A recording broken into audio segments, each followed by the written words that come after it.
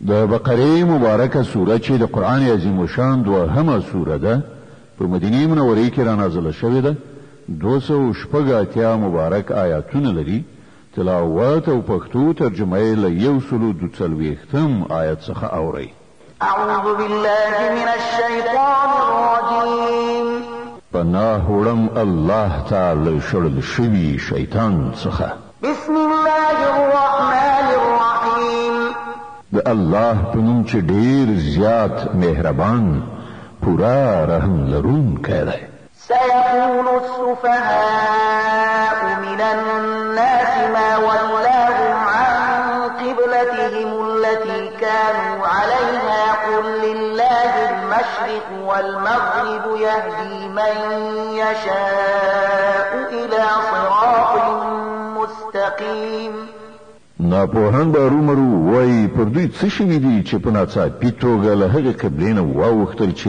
مخکې د هغې لوري ته لمونځ کوو ای پیغمبره دوی ته ووایه ختیځ او لویدیځ ټول د الله دي د الله چې هر چاته خوښه شي سمه لاره ورښي وكذلك جعلناكم أمة وسطا لتكونوا شهداء على الناس ويكون الرسول عليكم شهيدا وما جعلنا القبلة التي كنت عليها إلا لنعلم من يتبع الرسول ممن ينقلب على عقبيه وإن كانت لكبيرة إلا على الذين هدى الله وما كان الله ليضيع إيمانكم إن الله بالناس لرؤوف رحيم او په همدې ډول مونږ تاسې یو امت وسط ګرځولي یاست تر څو تاسې په نړیوالو شاهدان او پیغمبر پر تاسې شاهد اوسي پخوا چې تاسې کوم لوري ته مخ اړوو هغه مو صرف د دې ښوونې لپاره قبله ټاکلې وه چې څوک د پیغمبر صلی الله علیه وسلم پیروي کوي او څوک په شا اوړي دا کار خو ډیر سخت مګر د هغو کسانو لپاره هیڅ سخت ثابت نشو چې د الله له لارښوونې نه یې ګټه اخیستې وه الله بس تاسې دا ایمان هیڅکله ضایع نه کړي باور ولرئ چې هغه پر خلکو ډیر زیات مهربان او رحمت کوونکی دی قد نرى تقلب وجهك في السماء فلنولينك قبلة ترضاها فول وجهك شطر المسجد الحرام وحيث ما كنتم فولوا وجوهكم شطره وإن الذين أوتوا الكتاب ليعلمون أنه الحق من ربهم وما الله بغافل عما يعملون د آسمان لوري ته ستا بیا مخ اوښتل مونږ وینو دا دی مونږ ته د هغې قبلې لوري ته ګرځوو چې ستا خوښیږي د مسجد حرام لوري ته مخ وګرځوه اوس چې تاسې هر چیرته اوسئ نو همغه لوري ته مخ واړوئ لمونځ وکړئ کوم خلکو ته چې کتاب ورکړی شوی دی ښه پوهیږي چې د قبلې بدلیدو دا امر د هغو د رب لخوا او حق دی خو له دې سره چې دوی څه کوي الله ورڅخه ناخبره نه دی ولئن أتيت الذين أوتوا الكتاب بكل آية ما تبعوا قبلتك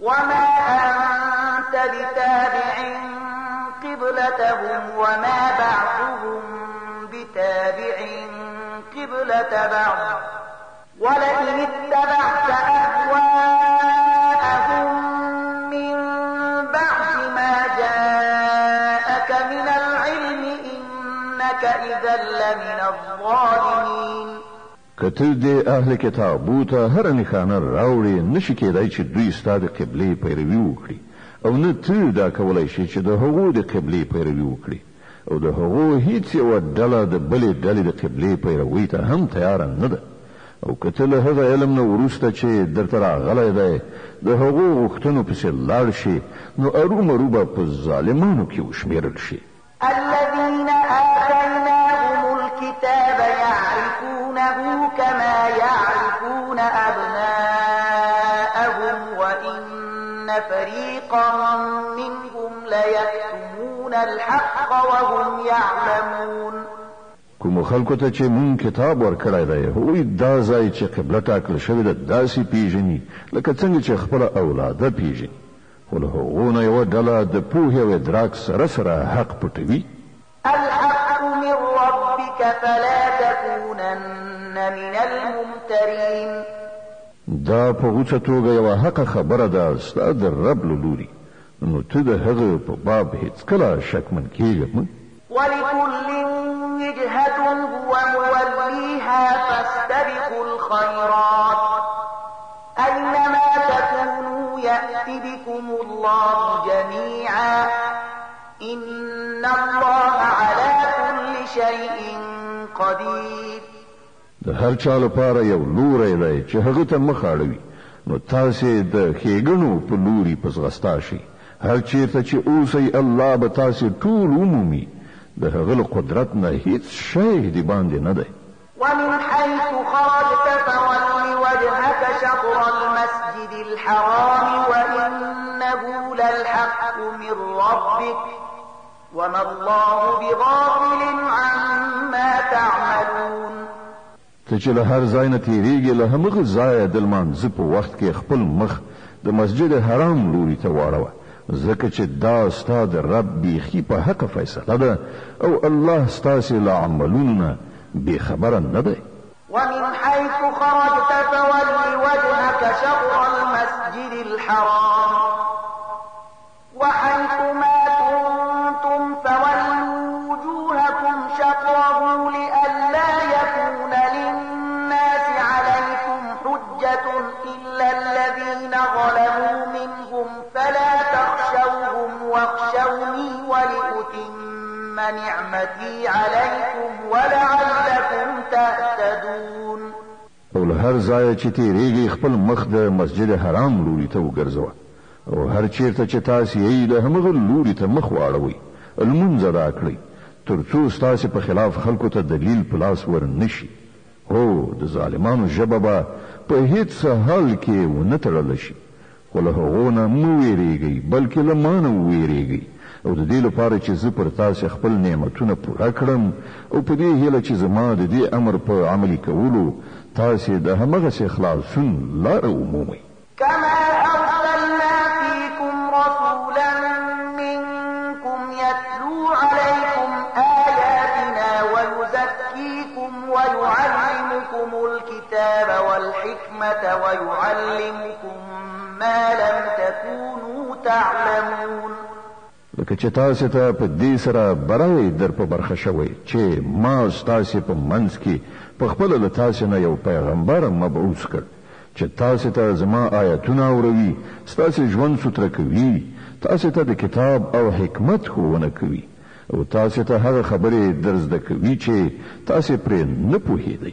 فاذكروني أذكركم واشكروا لي ولا تكفرون.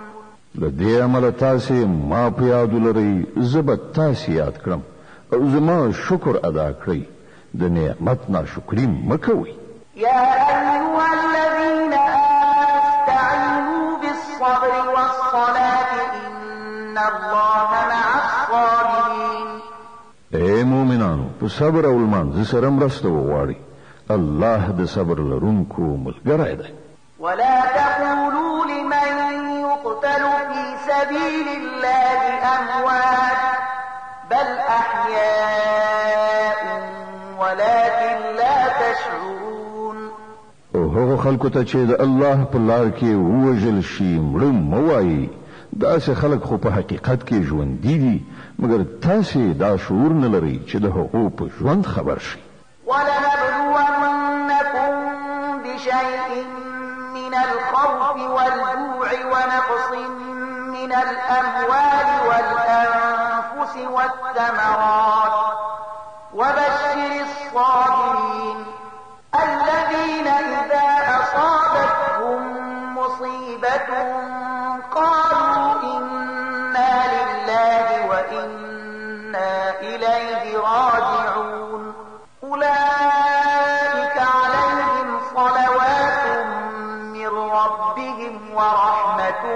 وأولئك هم المهتدون.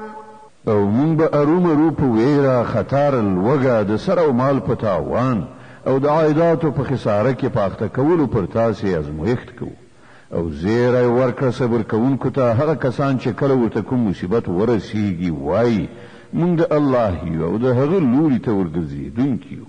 دا همغه کسان دي چې د دوی د رب لخوا پر دوی مغفرت او نعمت دی او هدایت کړی شوي دي.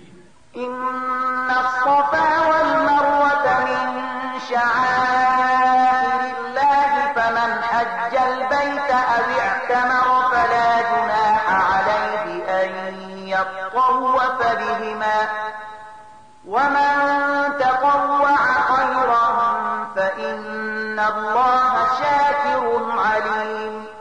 په یقیني توګه صفا او مروه د الله له نښانو څخه دي. له دې امله څوک چې د بیت الله حج یا عمره وکړي د هغه لپاره وبال نشته که د دې دوه غونډیو ترمنځ طواف وکړي او څوک چې په خوښه مینه څه نیک کار وکړي الله پرې خبر دی او د هغه قدر کوونکی دی. إن الذين يكتمون ما أنزلنا من البينات والهدى من بعد ما بيناه للناس في الكتاب أولئك يلعنهم الله ويلعنهم اللاعنون. کوم خلک چې زمون نازل شوی روښانه لارښودنې او هدایات پټوي په داسې حال کې چې مونږ هغه د ټول انسانانو د لارښودنې لپاره په خپل کتاب کې بیان کړی دي باور ولري چې الله هم ورباندې لعنت وایي او ټول لعنت ویونکي هم ورباندې لعنت وایي. إلا الذين تابوا وأصلحوا وبينوا فأولئك أتوب عليهم وأنا التواب الرحيم. البته څوک چې دا کار پریږدي خپل کړه وړه سم کړي او څه چې پټ کړي وو د هغو په بیانولو پیل وکړي هغو ته به زه بخښنه وکړم او زه لوی بخښونکی او رحم کوونکی یم.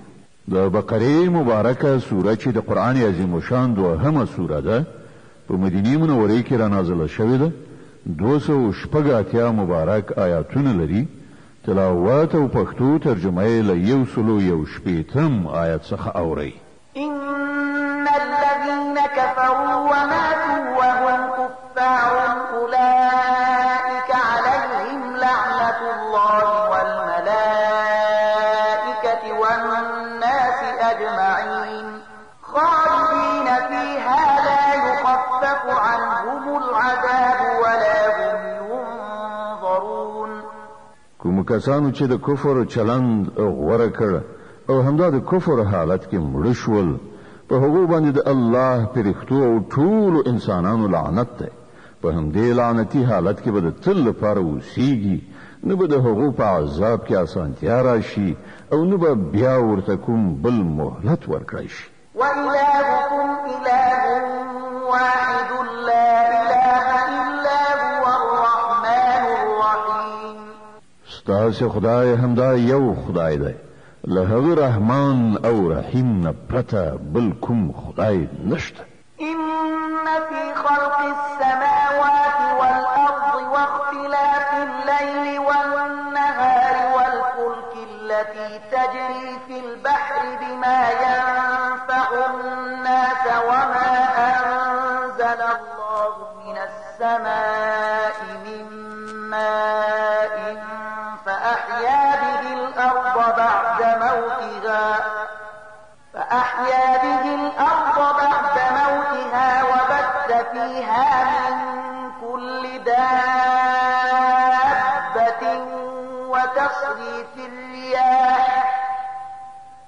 وتصريف الرياح والسحاب المسخر بين السماء والأرض لآيات لقوم يعقلون.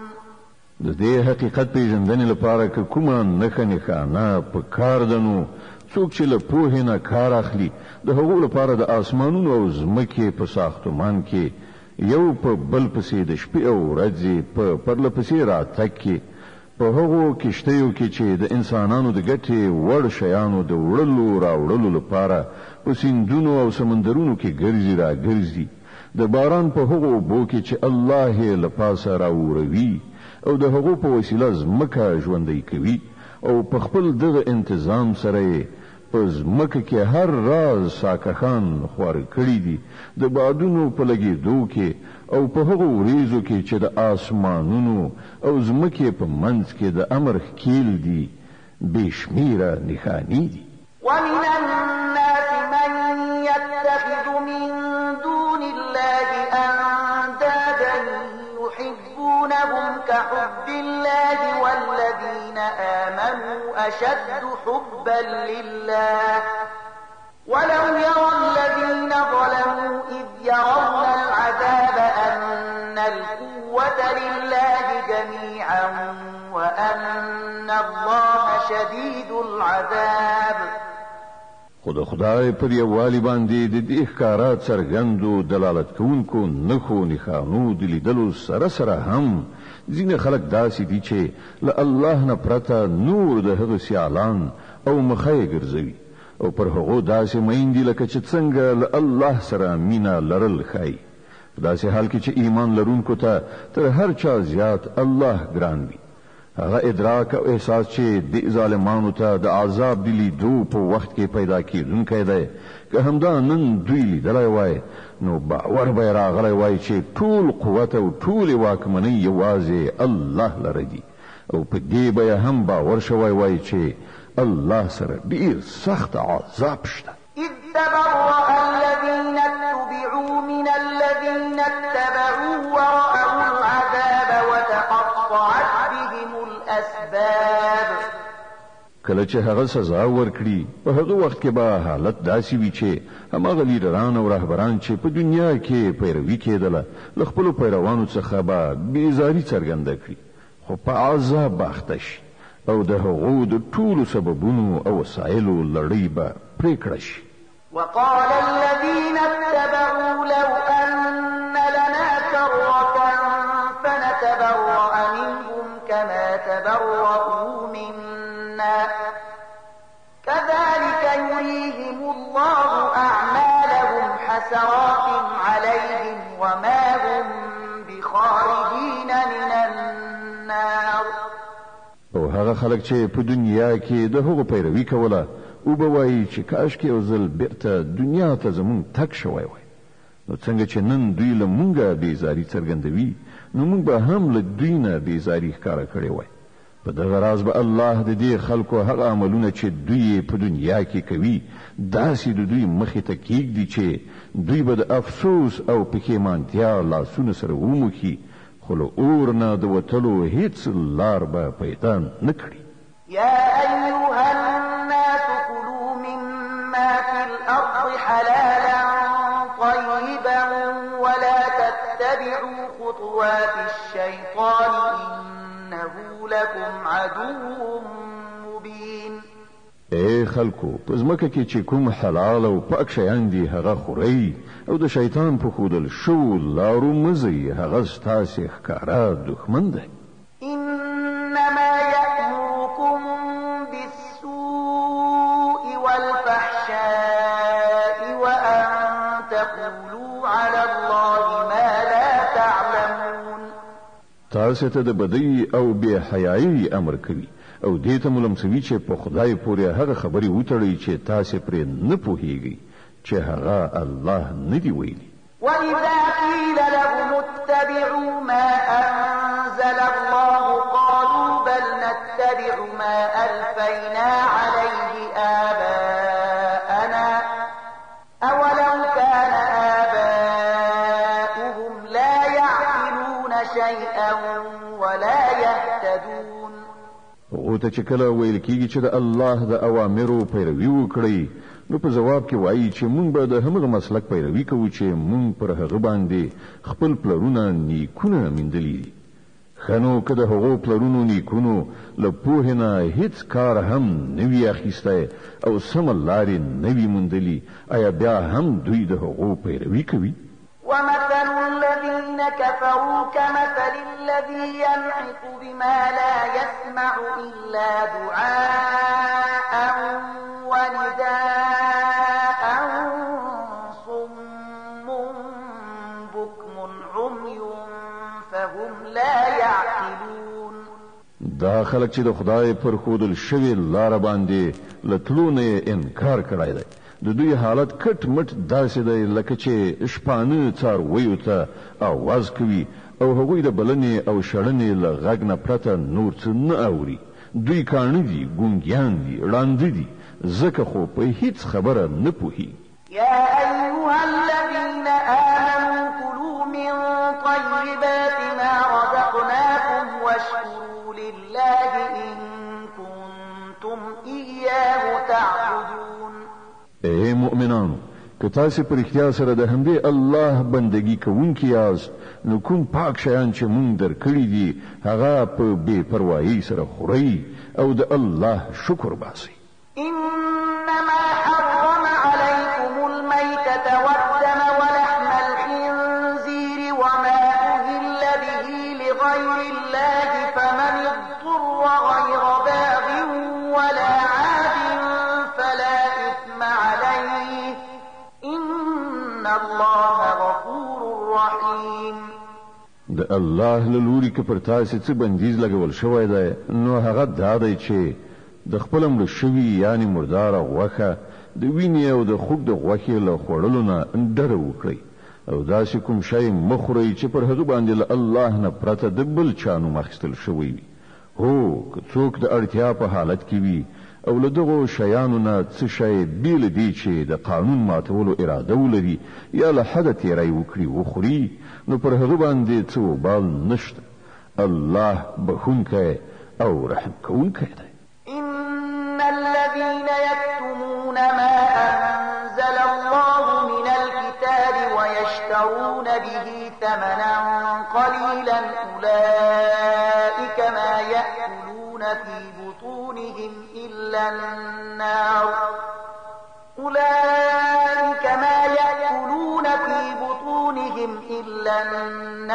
ولا يكلمهم الله يوم القيامة ولا يزكيهم ولهم عذاب أليم.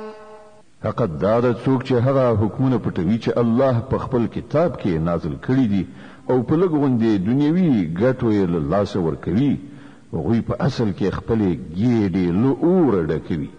د قیامت په ورځ به الله جل علا شانه هیڅ کله له دوی سره خبرې ونه کړي او نه به یې تزکیه کړي او د هغو لپاره دردونکی عذاب دی.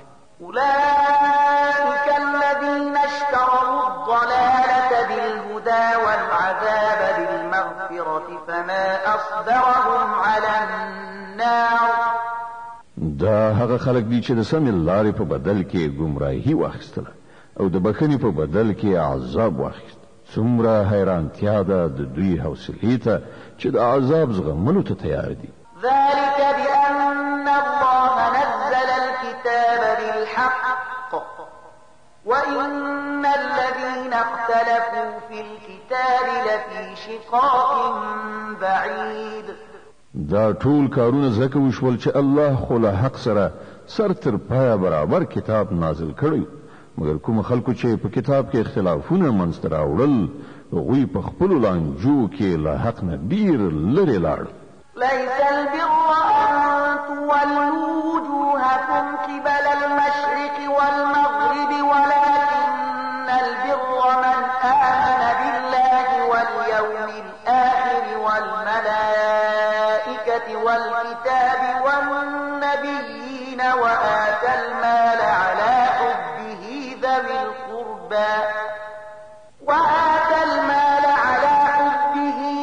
القربى واليتامى والمساكين وابن السبيل والسائلين وفي الرقاب وأقام الصلاة وآتى الزكاة والموفون بعهدهم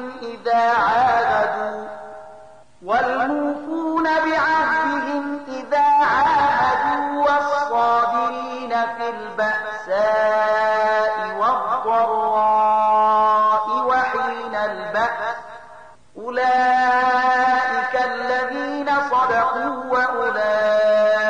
هم المتقون. نیکی یوازې دا نه ده چې تاسې خپل مخونه ختیځ لوري ته واړوئ یا لویدیځ لوري ته، بلکې نیکی دا ده چې انسان الله او د قیامت ورځ او پرښتې او د الله نازل کړای شوي کتابونه او د هغه پیغمبران د زړونو کومې ومني او د الله په مینه کې خپل ګران مالونه په خپلو خپلوانو، یتیمانو، مسکینانو، پردیسیانو، درویزګرو او د غلامانو په ازادۍ مصرف کړي، لمونځ قایم کړي، زکات ورکړي، او نیکان هغه کسان دي چې کله وعده وکړي ترسره یې کړي، او د تنګسي او غمونو په وخت کې او د حق او د باطل په جګړه کې صبر وکړي. همدا ریښتینی او همدا پرهیزګار خلک. يا أيها الذين آمنوا كتب عليكم القصاص في القتلى، الحر بالحر والعبد بالعبد والأنثى بالأنثى، فمن عفي له من أخيه شيء فاتباع بالمعروف وأداء إليه بإحسان، ذلك تخفيف من ربكم ورحمة، فمن اعتدى بعد ذلك فله عذاب أليم. اے مؤمنانو، ستاسو لپاره د قتل په دعوا کې د قصاص حکم لیکل شوی دی. آزاد د آزاد په مقابل کې وژل شي او غلام د غلام په بدل کې او ښځه د ښځې په بدل کې.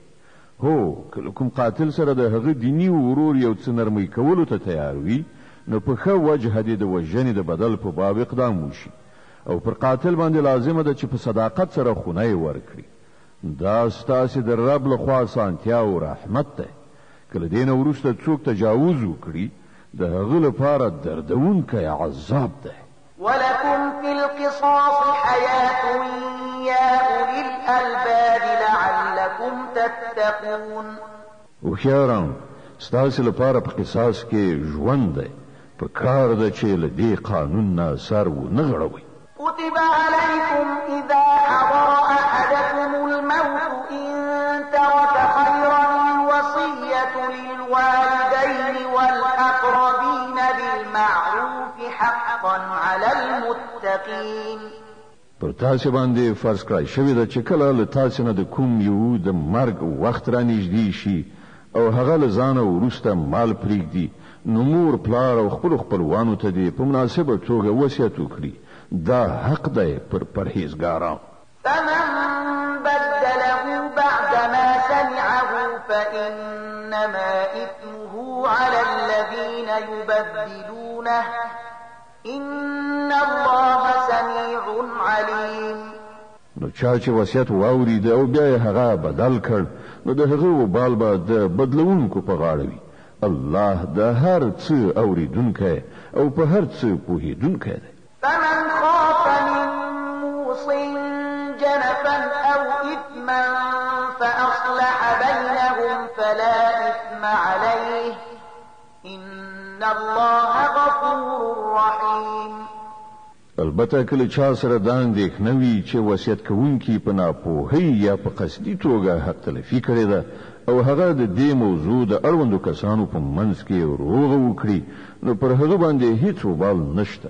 الله بخونکی او رحم کوونکی دی. يا أيها الذين آمنوا كتب عليكم الصيام كما كتب على الذين من قبلكم لعلكم تتقون. اے مؤمنان، پر تاسو روزه فرض کړای شوی لکه چې له تاسو نه د مخکې پیغمبرانو په پیروانو فرض کړای شوی وي. له دې نه دا هیله ده چې تاسو کې د پرهیزګارۍ صفت پیدا شي. أياما معدودات فمن كان منكم مريضا أو على سفر فعدة من أيام أخر، وعلى الذين يطيقونه فدية طعام مسكين، فمن تطوع خيرا فهو خير له، وأن تصوموا خير لكم إن كنتم تعلمون. د څو ټاکلو ورځو روژې دي کله تاسې نه څوک ناروغ وي یا پردیس وي نو په نورو ورځو کې د همغومره شمېر پوره کړي او کوم خلک چې د روژې نیولو وس نه لري لکه د لوی عمر او دوامداره مرض خاوندان او یې نه نیسي نو هغه د فدیه ورکړي د یوې روژې فدیه یو مسکین ته خواړه ورکول دي او څوک چې په خپله مینه څه زیاته نیکي وکړي نو دا د همغه لپاره غوره ده خو که تاسې پوهیږئ نو ستاسې لپاره ښه همدا ده چې روژه ونیسئ د بقرې مبارکه سوره چې د قرآن عظیم الشان دوهمه سوره ده په مدینې منورې کې را نازله شوې ده 286 مبارک آیاتونه لري تلاوت او پښتو ترجمه یې له 185 آیات څخه اورئ شهر رمضان الذي أنزل فيه القرآن هدى للناس وبينات من الهدى والفرقان فمن شهد منكم الشهر فليصمه ومن كان مريضا أو على سفر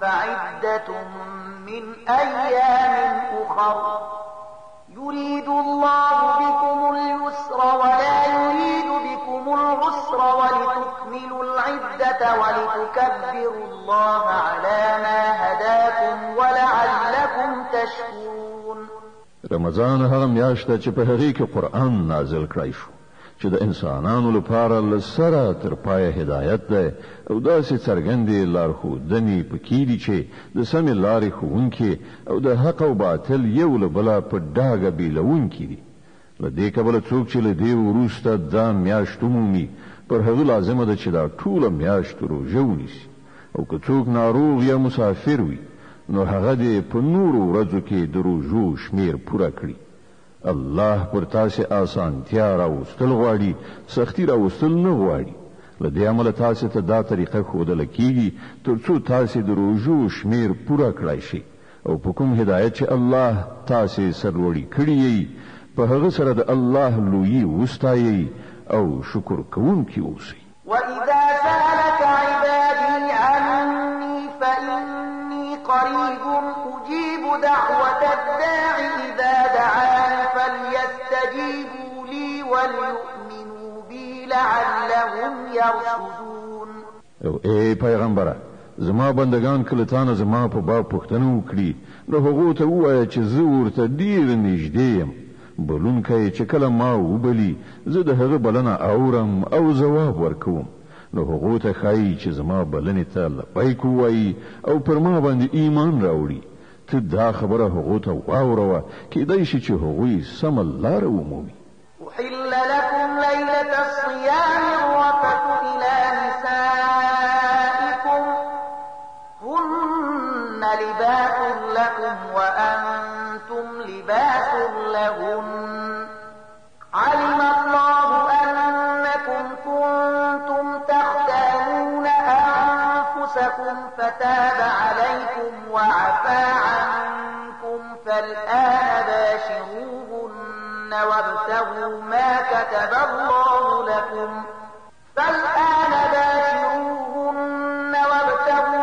كتب الله لكم وكلوا واشربوا حتى يتبين لكم الخيط الأبيض من الخيط الأسود من الفجر ثم أتموا الصيام إلى الليل ولا تباشروهن وأنتم عاكفون في المساجد تلك حدود الله فلا تقربوها كذلك يبين الله آياته للناس لعلهم يتقون ستاسې لپاره د روژې په شپو کې خپلو مېرمنو سره یو ځای کېدل روا کړای شوي دي هغوی ستاسې جامه او تاسې د هغو جامه یاست الله ته څرګنده شوه چې تاسې په پټه پټه له خپلو ځانونو سره خیانت کوو خو هغه ستاسې ګناه وبخله او در تیر شو اوس تاسې له خپلو مېرمنو سره د شپې یو ځای شي او کوم خوند چې الله تاسې ته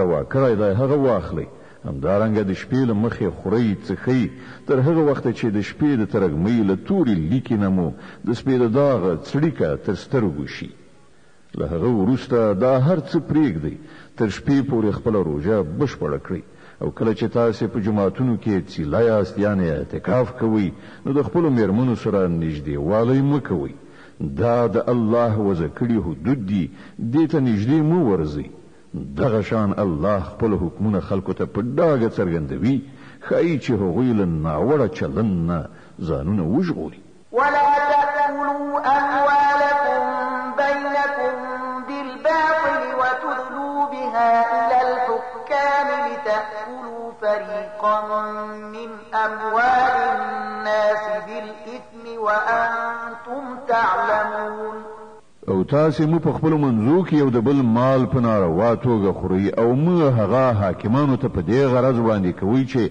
تاسې ته په قصدي توګه او ظلم سره د نورو د شتمنۍ د خوړلو فرصت په لاس درشي په داسې حال کې چې تاسې پوهیږئ يسألونك عن الأهلة قل هي مواقيت للناس والحج وليس البر بأن تأتوا البيوت من ظهورها ولكن البر من اتقى وأتوا البيوت من أبوابها واتقوا الله لعلكم تفلحون خلق له تا څخه د سپوږمۍ د نری کېدو او غټېدو په باب پوښتنه کوي ووایه دا د خلکو لپاره د نیټو ټاکلو او د حج نښانې دي دا هم ورته ووایه چې دا څه نیکي نه ده چې تاسې خپلو کورونو ته د هغو د شا له لوري ننوځئ اصلي نیکي خو دا ده چې انسان د الله له خفه کولو نه ځان وژغوري نو تاسې خپلو کورونو ته د دروازو له لارې ورشئ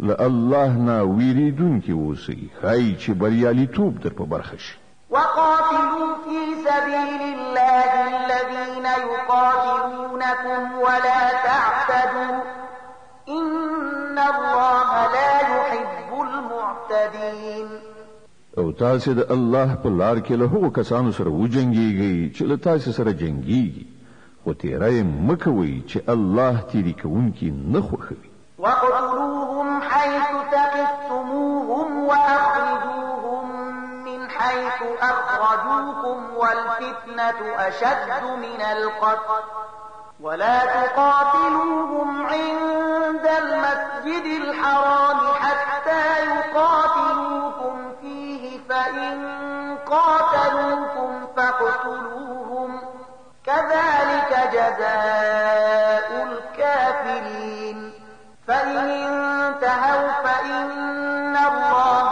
غَفُورٌ رَحِيمٌ له هغو سره وجنګېږئ هر چیرته چې ورسره مخامخ شي هغوی وباسئ له کومه ځایه چې هغو تاسې ایستلي ځکه که وژل هر څومره بد عمل دی خو فتنه له هغه نه هم ډېره بده ده او مسجد حرام ته نږدې چې تر څو پورې هغوی له تاسې سره نه وي جنګېدلي تاسې هم ورسره مه جنګېږئ خو تر څو پورې چې هغو هلته له جنګېدو نه لاس نه وي اخیستی نو تاسې هم بې له کومې اندېښنې هغوی ووژنئ چې د داسې کافرانو هم دا سزا ده بیا که هغوی منع شول نو وپوهیږئ چې الله بخونکی او رحم کوونکی دی وقاتلوهم حتى لا تكون فتنة ويكون الدين لله فإن انتهوا فلا عدوان إلا على الظالمين تاسې له هغو سره جنګېږئ تر دې پورې چې فتنه پاتې نشي او دین د الله لپاره شي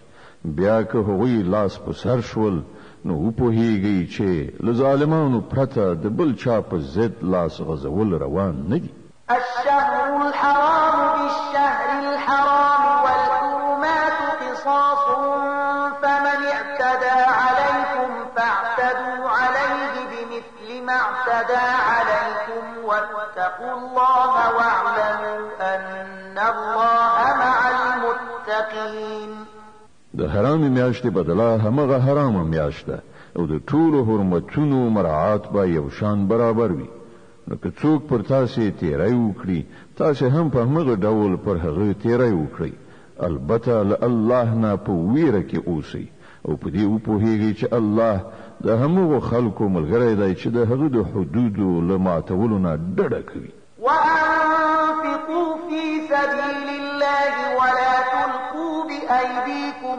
إلى التهلكة وأحسنوا إن الله يحب المحسنين. د الله په لار کې مال ولګوي او په خپل لاسونو خپل ځانونه په هلاکت کې مه غورځوئ. د ښېګڼې لار غوره کړئ چې الله ښېګڼه کوونکي خوښوي.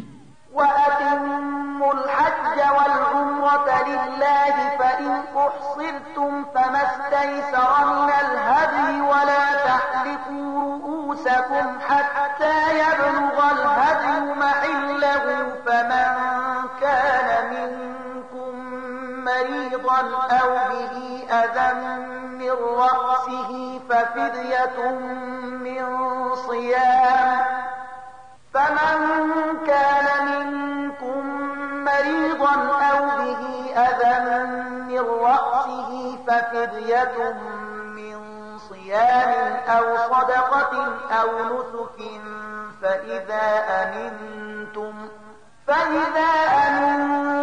فمن تمتع بالعمرة إلى الحج فما استيسر من الهدي فمن لم يجد فصيام 3 أيام في الحج و7 إذا رجعتم تلك 10 كاملة ذلك لمن لم يكن أهله حاضر المسجد الحرام واتقوا الله واعلموا أن الله شديد العقاب.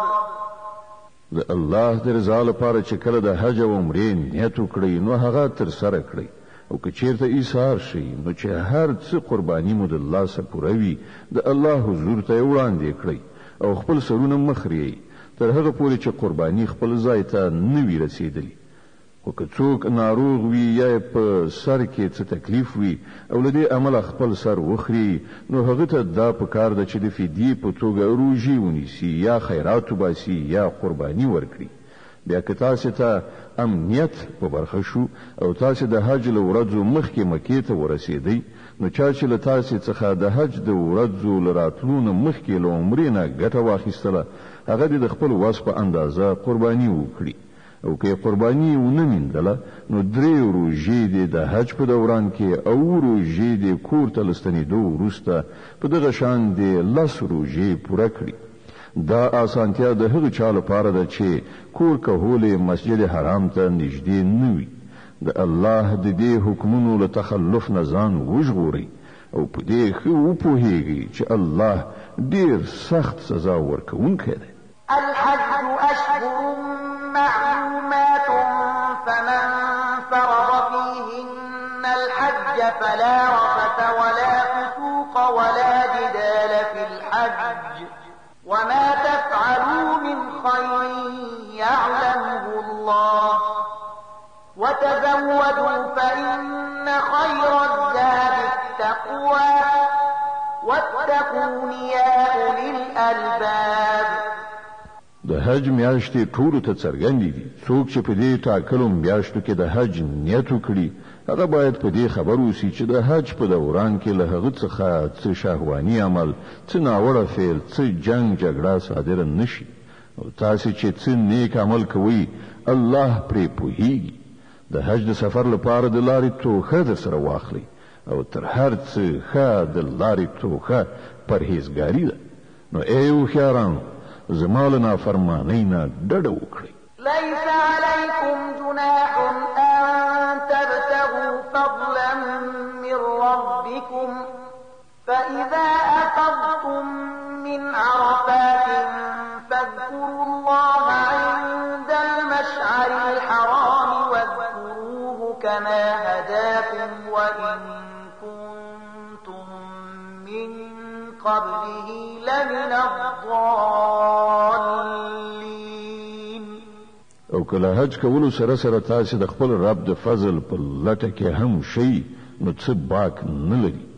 بیا چې کله له عرفات نه زینو په مشعر الحرام یعنی مزدلفه کې ایثار شي الله یاد کړئ او په هغه شان یاد کړئ چې تاسو ته لارښودنه کړې ده که نه خو له دې نه مخکې تاسو ګمراه وئ.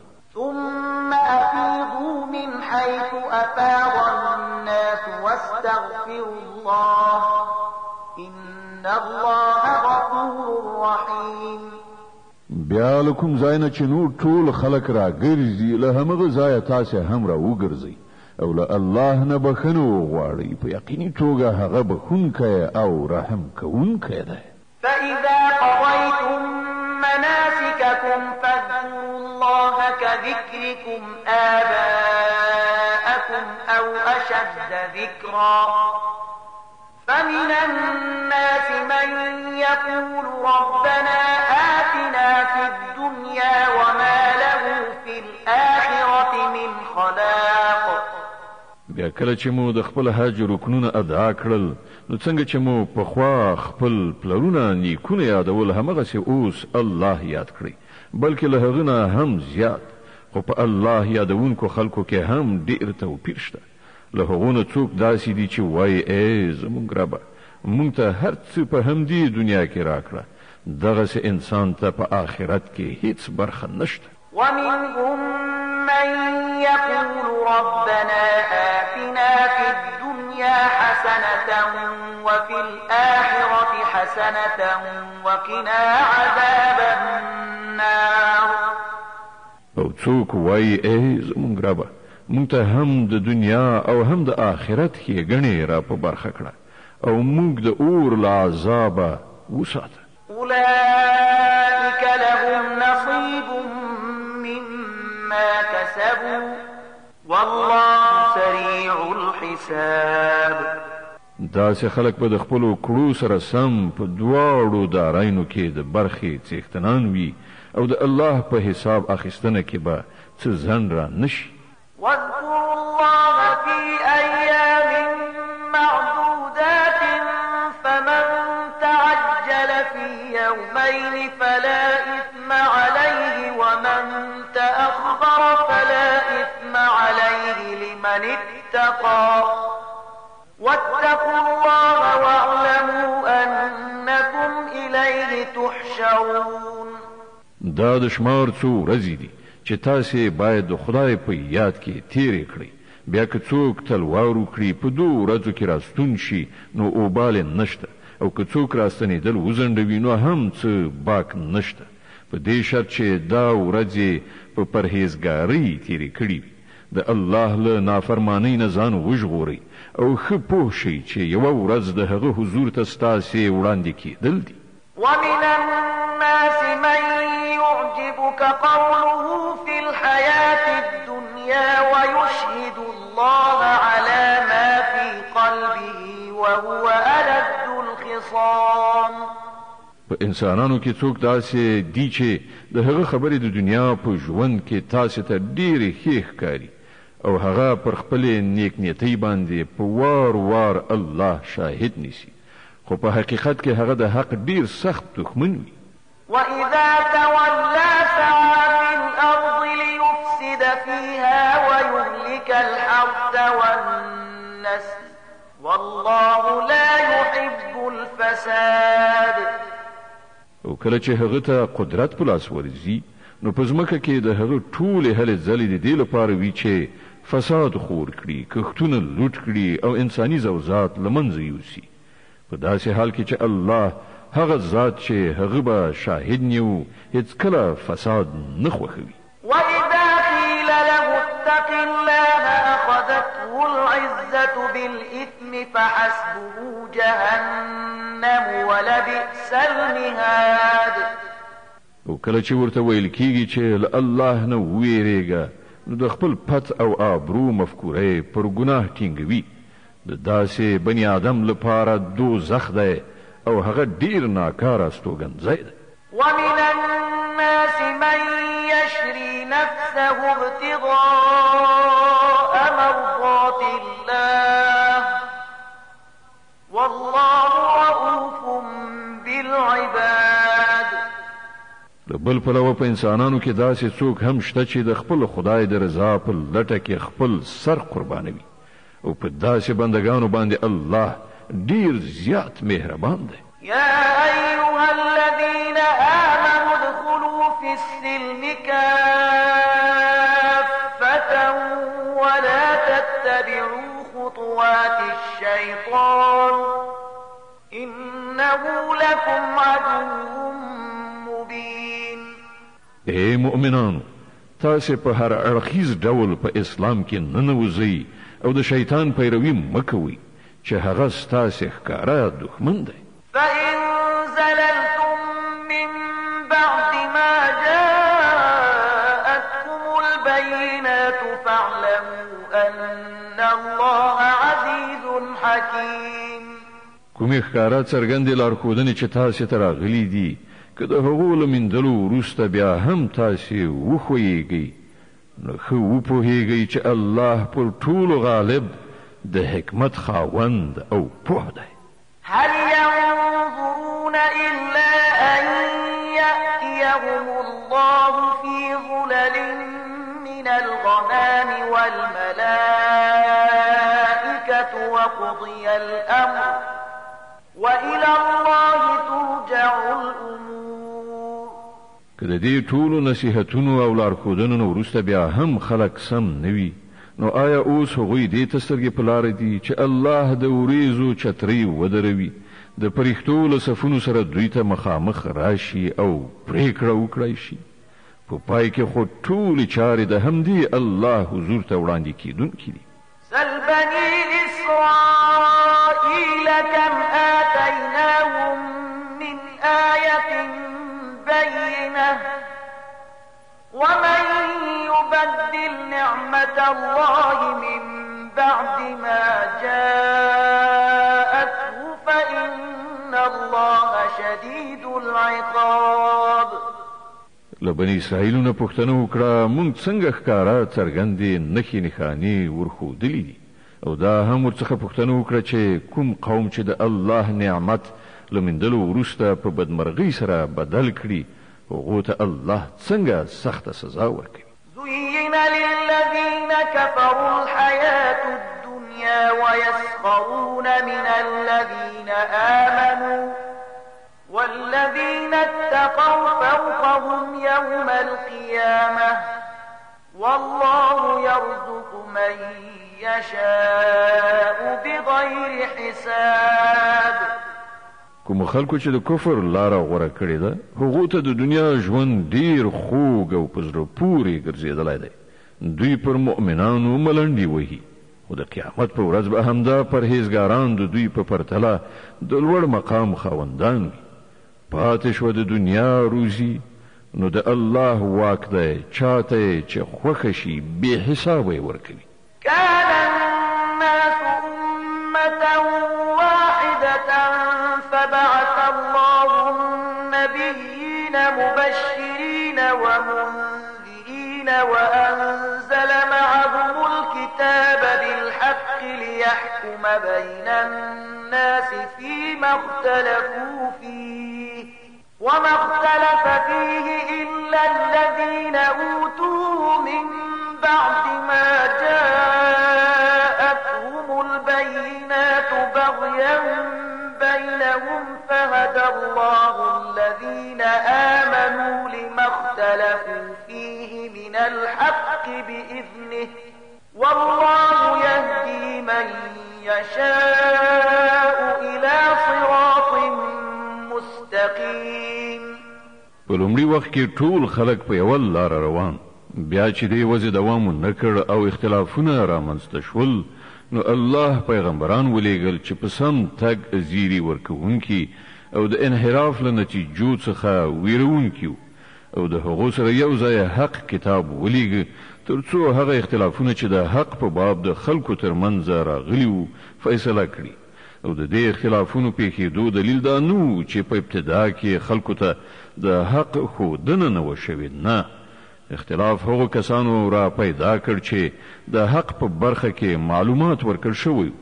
هغو د روښانه لارښودنو له میندلو نه وروسته صرف په دې غرض حق پرېښود، بېلابېلې لارې رامنځته کړي چې غوښتل یې په خپلو منځو کې یو پر بل تېری وکړي. نو الله هغو کسانو ته چې پر پیغمبرانو یې ایمان راوړ په خپل اذن د حق هغه لاره وښودله چې خلکو پکې اختلاف کړی، د الله چې چاته خوښه شي سمه لاره ورښي.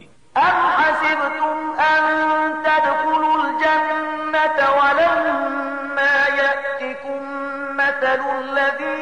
خلوا من قبلكم مستهم البأساء والضراء وزلزلوا حتى يقول الرسول والذين آمنوا معه متى نصر الله ألا إن نصر الله قريب. تاسې دا انګیرلې چې هم داسې به جنت ته ننوځئ په داسې حال کې چې لا تر اوسه پر تاسې هغه هر څه نه دي تیر شوي چې له تاسې نه پر مخکنیو مؤمنانو راغلي دي.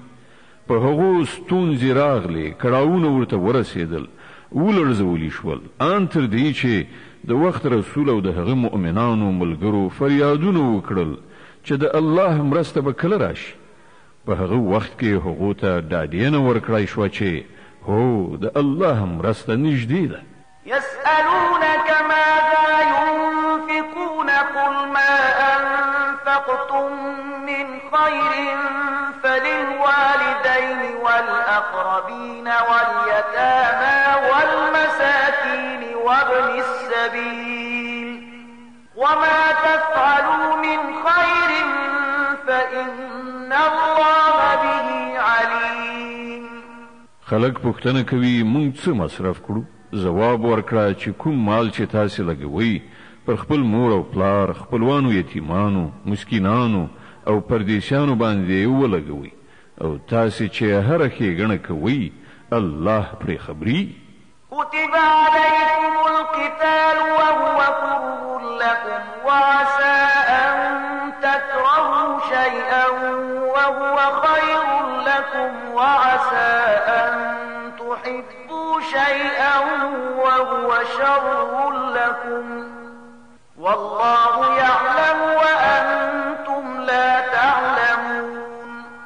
تاسې ته د جنگ امر شوی دی او هغه تاسې ته ناکاره دی. کیدای شي چې یو شی تاسې ته ناکاره وي او همغه ستاسې لپاره ډېر غوره وي او کیدای شي چې تاسې یو شی خوښوئ او همغه ستاسې لپاره بد وي. الله پوهیږي تاسې نه پوهیږئ. يسألونك عن الشهر الحرام قتال فيه قل قتال فيه كبير وصد عن سبيل الله وكفر به والمسجد الحرام وإخراج أهله منه أكبر عند الله والفتنة أكبر من القتل ولا يزالون يقاتلونكم حتى يردوكم عن دينكم إن استطاعوا ومن يرتد منكم عن دينه فيمت وهو كافر فأولئك حبطت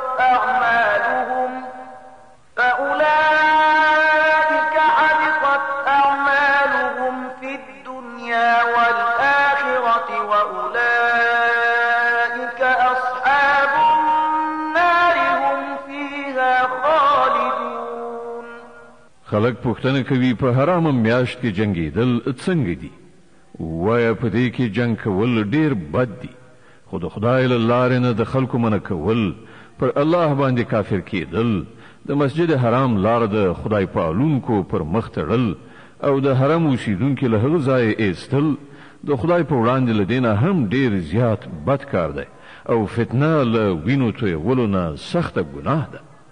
هغوی به له تاسې سره تل په جنگ اخته وي ان تر دې چې که یې وسه ورسیږي نو تاسې به له دې دین نه واړوي او په دې ښه پوه شئ چې له تاسې نه چې هر څوک له دې دین نه واوړي او د کفر په حالت کې ومري د هغه عملونه به په دنیا او آخرت دواړو کې به بېځا او ضایع شي. داسې خلک ټول دوزخیان دي او تل به په دوزخ کې اوسیږي. إن الذين آمنوا والذين هاجروا وجاهدوا في سبيل الله أولئك يرجون رحمة الله والله غفور رحيم. د دې پر خلاف کوم خلکو چې ایمان راوړی دی او چا چې د خدای په لار کې خپل کور وطن پریښی او جهاد یې کړی دی هغوی حق لري چې د خدای د رحمت هیله مند وي او الله د هغو د خطاو بخښونکی او پر هغو د خپل رحمت پیرزو کوونکی دی. د بقره مبارکه سوره چې د قرآن عظیم الشان دوهمه سوره ده په مدینه منوره کې را نازله شوې ده. 280 مبارک آیاتونه لري. تلاوت او پښتو ترجمه یې له 219 آیت څخه اوري. يسألونك عن الخمر والميسر قل فيهما إثم كبير ومنافع للناس وإثمهما أكبر من نفعهما ويسألونك ماذا ينفقون قل العفو كذلك يبين الله لكم الآيات لعلكم تتفكرون في الدنيا والآخرة. پوښتنه کوي د شراب او جواری یعنی قمار څه حکم دی؟ وایا په دواړو کې لویه ګناه ده. که څه هم د خلکو لپاره به څه ګټه هم پکې وي خو ګناه یې له ګټې نه ډیره زیاته ده. پوښتنه کوي موږ د خدای په لار کې څه مصرف کړو؟ وایا هغه څه چې ستاسې له اړتیا نه زیات وي. په دې ډول الله تاسې ته خپل احکام په څرګنده توګه بیانوي.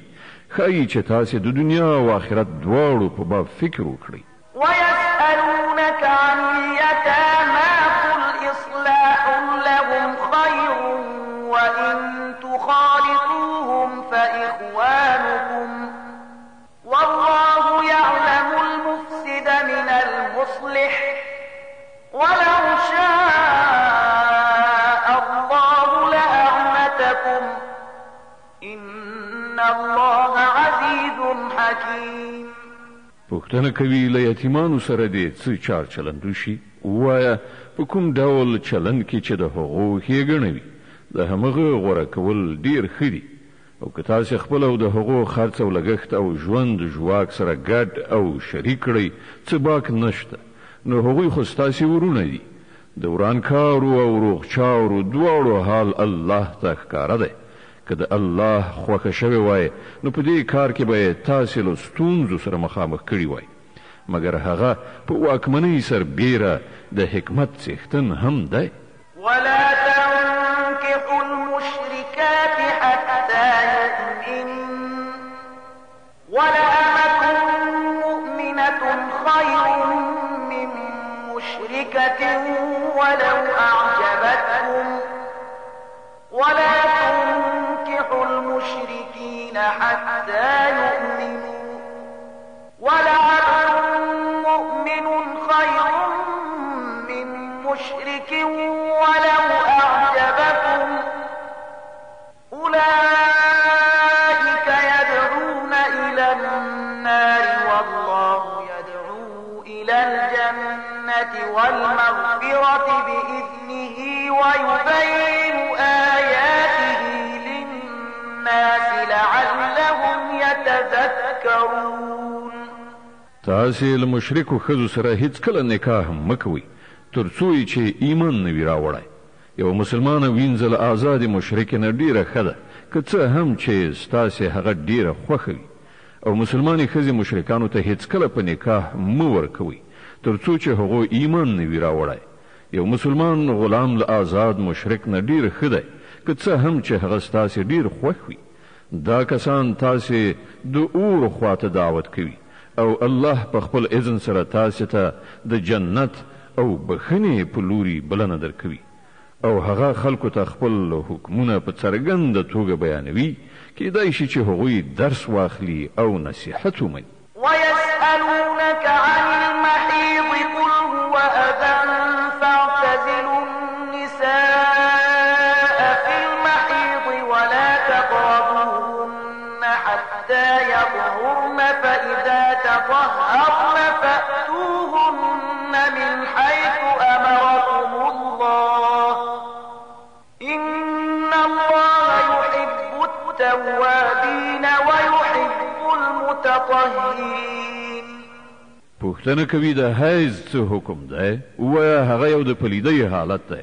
په هغه کې له ښځو نه بیل اوسئ او هغو ته مه نږدې کیږئ تر څو چې هغوی پاکې شي. بیا چې کله هغوی پاکی شي نو له هغو سره هغه شان یو ځای شي چې الله درته امر کړی دی. د الله هغه خلک خوښیږي چې له بدۍ نه لاس واخلي او سپېڅلتیا غوره کړي. نساؤكم حرث لكم فأتوا حرثكم أنا شئتم وقدموا لأنفسكم واتقوا الله واعلموا أنكم ملاقوه وبشر المؤمنين. ستاسې ښځې ستاسې کښتونه دي، ستاسې خپله خوښه ده، څنګه مو چې زړه غواړي هغه شان په خپل کښت کې تصرف وکړئ، خو د خپل راتلونکي فکر ولرئ او د الله له خفګان نه ځان وژغورئ. ښه پوه شئ چې یوه ورځ به له هغه سره یو ځای کیږئ. او ای پیغمبره، څوک چې ستا لارښودنې ومني هغو ته د بري او نیکمرغۍ زیری ورکړه. ولا تجعلوا الله عرضة لأيمانكم أن تبروا وتتقوا وتصلحوا بين الناس والله سميع عليم. د الله نوم په داسې قسمونو خوړلو کې مه یادوئ چې په هغو کې هدف له نیکۍ، پرهیزګارۍ او د خدای د بندګانو د ښېګڼې له کارونو څخه منع کول وي. الله ستاسې ټولې خبرې اوري او په هر څه پوهیږي. لا يؤاخذكم الله باللغو في أيمانكم ولكن يؤاخذكم بما كسبت قلوبكم والله غفور حليم. کوم بې معنا قسمونه چې تاسې بې ارادي خوړلي وي پر هغو باندې مو الله نه نیسي، خو کوم قسمونه چې تاسې د زړه له کومې خوړلي وي پر هغو به مو ارومرو نیسي. الله ډیر بخونکی او تیریدونکی دی. للذين يؤلون من نسائهم تربص 4 أشهر فإن فاءوا فإن الله غفور رحيم. کوم خلک چې له خپلو ښځو سره د نااړوندۍ قسم کوي هغو ته 4 میاشتې وخت دی. که ورته رجوع وکړه نو الله بخونکی او رحیم دی. وإن عزموا الطلاق فإن الله سميع عليم. او که هغو د طلاق هوډ یعنی عزم کړی وي نو ودې پوهیږي چې الله هر څه اوري او په هر څه پوهیږي. والمطلقات يتربصن بأنفسهن 3 قروء ولا يحل لهن أن يكتمن ما خلق الله في أرحامهن إن كن يؤمن بالله واليوم الآخر وبعولتهن أحق بردهن في ذلك إن أرادوا إصلاحا ولهن مثل الذي عليهن بالمعروف وللرجال عليهن درجة والله عزيز حكيم. کوم ښځو ته چې طلاق ورکړی شوی وي هغوی د 3 حیضونو موده په انتظار تیره کړي او دا ورته روانه ده چې هغه څه چې الله د دوی په رحم کې پیدا کړي وي هغه پټ کړي. هغوی ته هیڅکله نه ښایي چې داسې وکړي که په خدای او د آخرت په ورځ ایمان لري. که د هغو میړونه د خپلو اړیکو سمولو لپاره چمتو وي نو د همدې عدت په دوران کې په خپله نکاح کې د هغو د بیا راوستلو حق لري. د ښځو لپاره هم په معروفه توګه همغسې حقوق دي لکه څنګه چې د نارینه‌و پر هغو حقوق دي. البته نارینه پر هغو باندې یوه درجه لري او پر ټولو باندې الله غالب، مقتدر او د حکمت او پوهې څښتن دی. الطلاق 2 فإمساك بمعروف أو تسريح بإحسان ولا يحل لكم أن تأخذوا مما آتيتموهن شيئا إلا أن يخافا ألا يقيما حدود الله فإن خفتم ألا يقيما حدود الله فلا جناح عليهما فيما افتدت به تلك حدود الله فلا تعتدوها ومن يتعد حدود الله فأولئك هم الظالمون.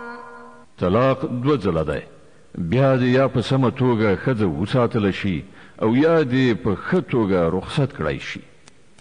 او په داسې شان رخصتول تاسې ته روان نه دي چې څه شی مو ورکړي وي له هغو نه یو څه بیرته ترې واخلئ. البته دا مستثنا ده چې ښځه او میړه د الله په حدودو باندې په درېدو کې اندېښمن وي. په داسې صورت کې که تاسې ته دا ویره وي چې هغوی دواړه به د الله پر حدودو ټینګ پاتې نشي، نو د هغو دواړو په منځ کې د دې خبرې باک نشته چې ښځه خپل میړه ته یو څه بدل ورکړي او ځان ورڅخه بیل کړي. دا د الله ټاکلي پولې دي، له دې نه مه اوړئ، او څوک چې د خدای د پولو نه واوړي همغوی ظالمان دي. فإن طلقها فلا تحل له من بعد حتى تنكح زوجا غيره فإن طلقها فلا جناح عليهما أن يتراجعا إن ظنا أن يقيما حدود الله وتلك حدود الله يبينها لقوم يعلمون.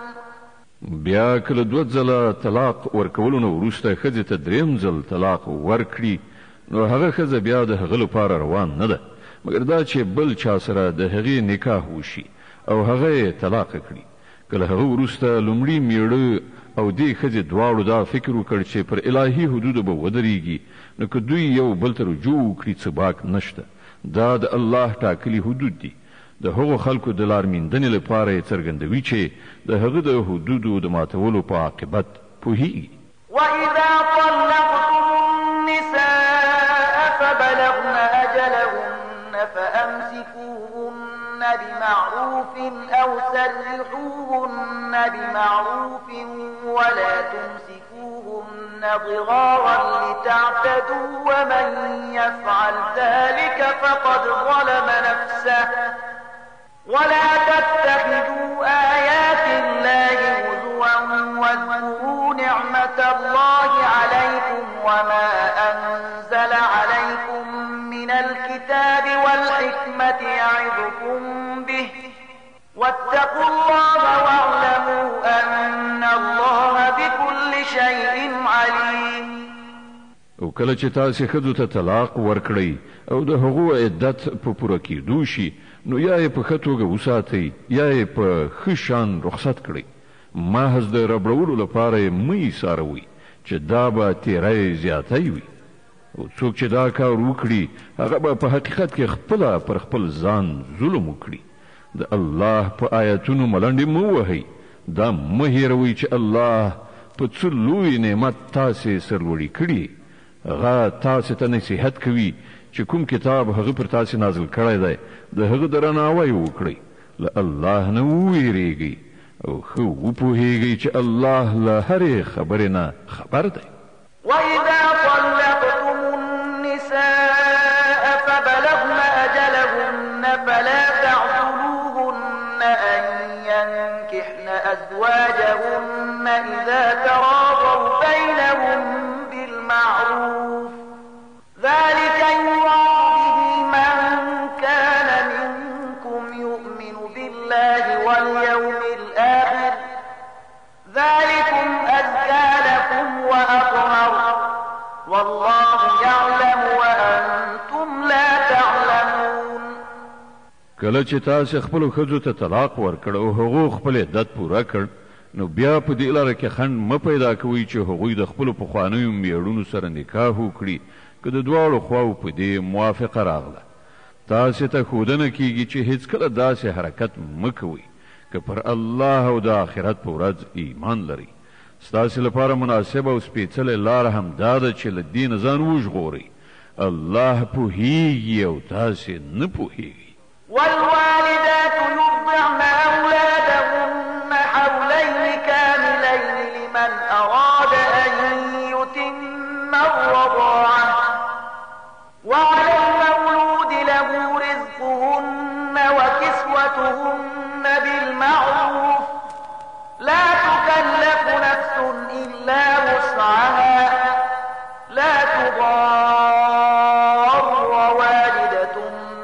بولدها ولا مولود له بولده وعلى الوارث مثل ذلك فإن أرادا فصالا عن تراض منهما وتشاور فلا جناح عليهما وإن أردتم أن تسترضعوا أولادكم فلا جناح عليكم إذا سلمتم ما آتيتم بالمعروف واتقوا الله واعلموا أن الله بما تعملون بصير.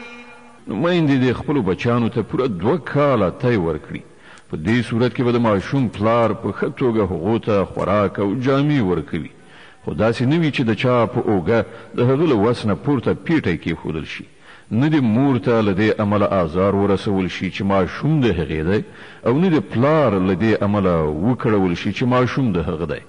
د تی ورکوونکي چې څنګه د ماشوم په پلار دا حق دی، همداراز د هغه پر وارث هم دی.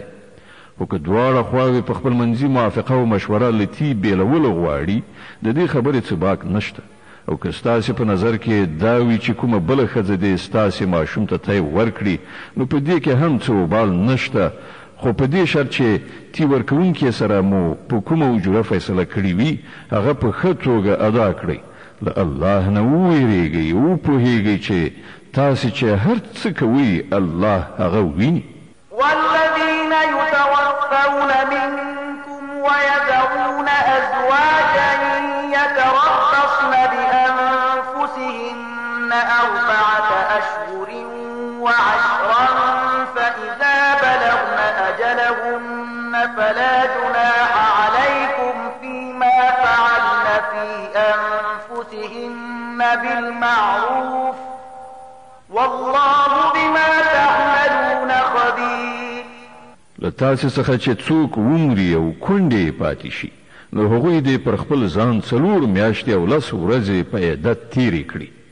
بیا چې کله عدت پوره شي، نو د خپلو شخصي چارو په باب د هغو خپله خوښه ده په ښه توګه چې څه کوي ودې کړي. پر تاسې څه مسؤلیت نشته. الله ستاسې ټولو له کړو وړو نه خبر دی.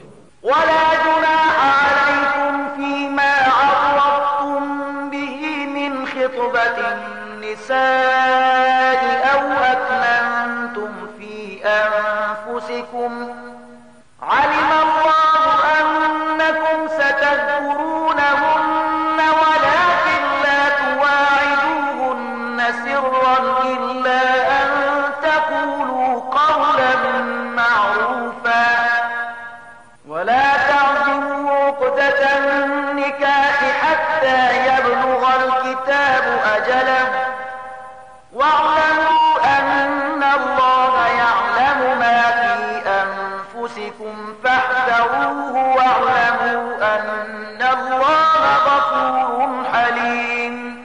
د عدت په موده کې که تاسې له هغو کونډو سره د نکاح هیله په اشاره کنایات څرګنده کړئ، او که یې په زړونو کې پټه وساتئ، په دواړو صورتونو کې څه باک نه لري. الله پوهیږي چې هغوی به په زړونو کې در یادیږي، خو پام کوئ چې پټه وعده او تړون به ورسره نه کوئ.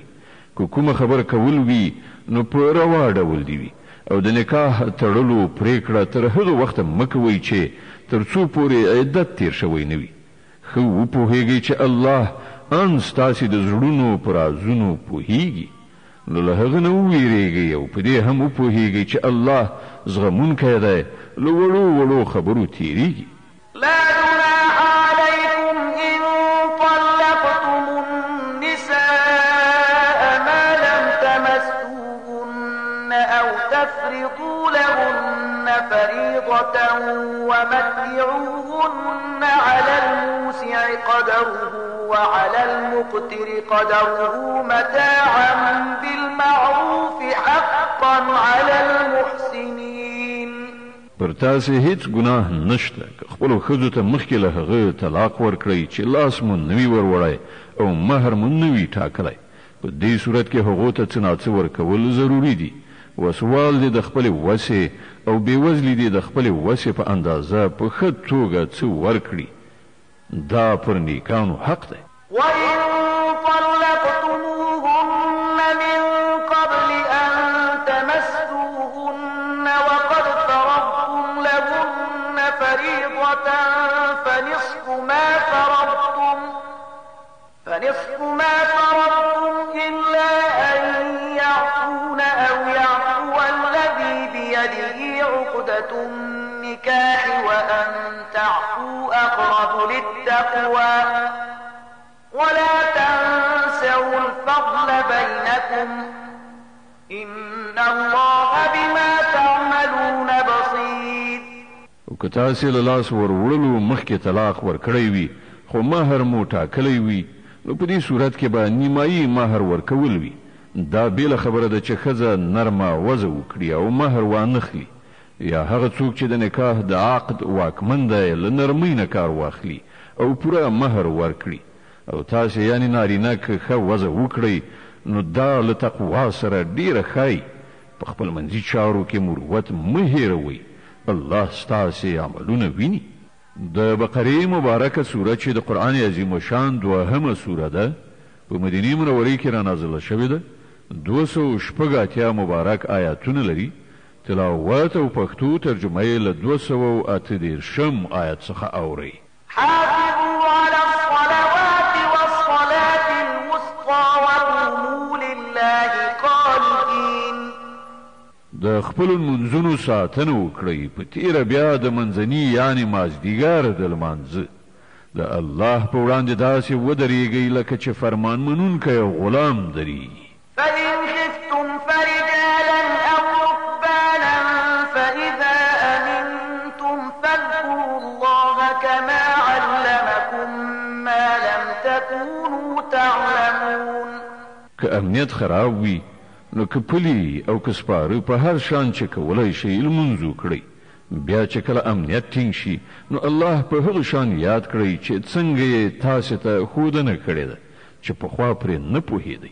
والذين يتوفون منكم ويذرون أزواجا وصية لأزواجهم متاعا إلى الحول غير إخراج فإن خرجن فلا جناح عليكم فيما فعلن في أنفسهن من معروف والله عزيز حكيم.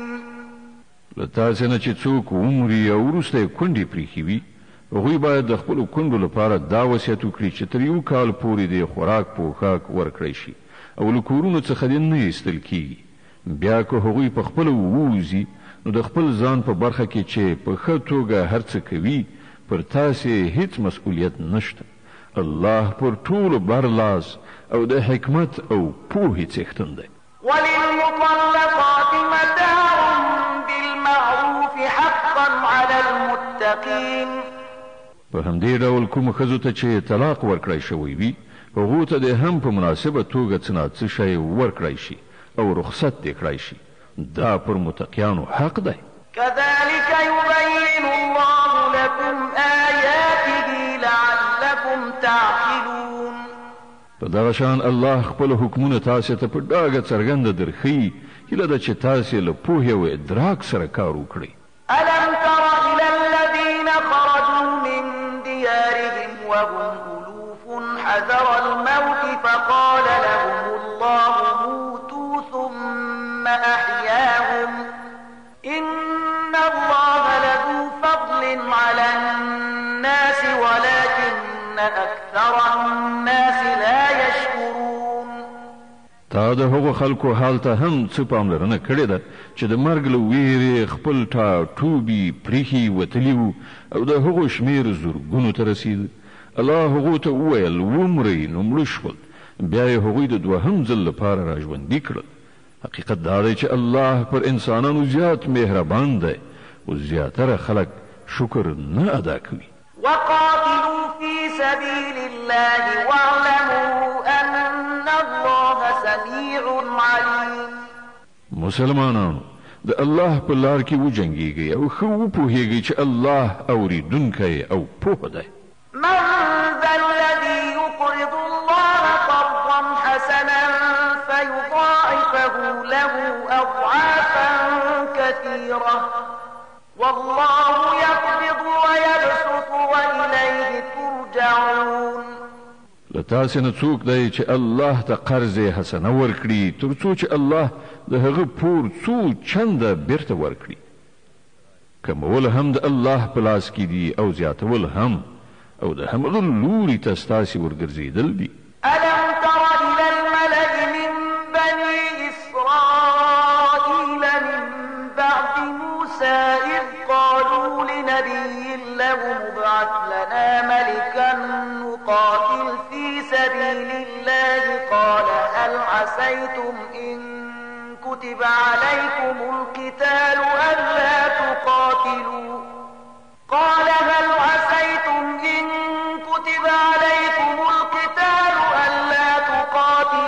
قالوا وما لنا ألا نقاتل في سبيل الله وقد أخرجنا من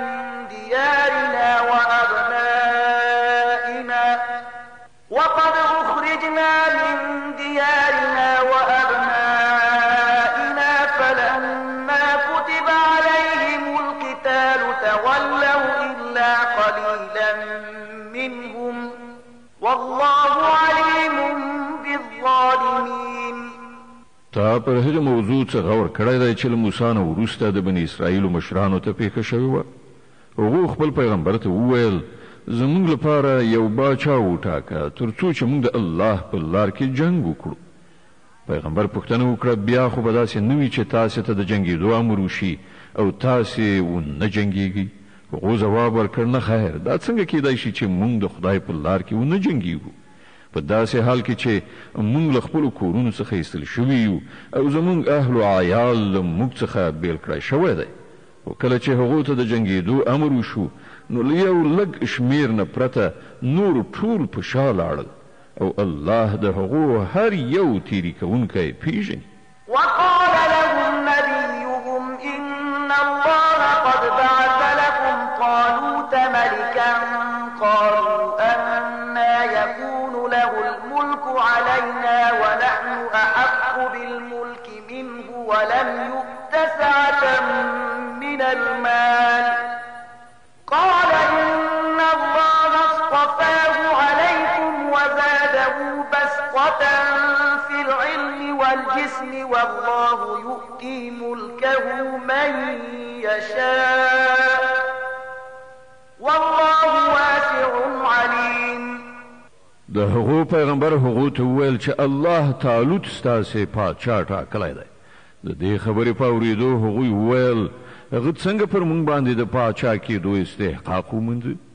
د هغه په پرتله موږ د پاچاهۍ زیات وړ یو او هغه ته په مال کې پراخوالی نه دی ورکړی شوی. پیغمبر ځواب ورکړ الله پر تاسې همغه غوره کړی دی او هغه ته روحي او جسمي دواړه ډوله پراخ اهلیت وربخلی دی او الله واکمن دی چې اته چې خوښه شي خپل ملک ورکوي. خدای سره ډیره پراخي ده او هر څه باندې عالم دی. وقال لهم نبيهم إن آية ملكه أن يأتيكم التابوت فيه سكينة من ربكم وبقية مما ترك آل موسى وآل هارون تحمله الملائكة إن في ذلك لآية لكم إن كنتم مؤمنين. دې سربیره د هغو پیغمبر هغو ته دا هم وښودله چې د خدای له لوري د باچا په توګه د هغه د ټاکل کېدو نښانه دا ده چې د هغه په زمانه کې به هغه صندوق تاسې ته بیا راشي چې په هغه کې ستاسې د رب له لوري ستاسې لپاره د ډاډګیرنې وسایل چې په هغه کې د موسی د کورنۍ او د هارون د کورنۍ موروثي مقدسات دي او هغه چې په رښتیا یې راوړي. که تاسې مؤمنان یې نو دا ستاسې لپاره ډیره ستره نښانه ده. صدق الله العظيم. الله ستر رښتیا ویونکی دی.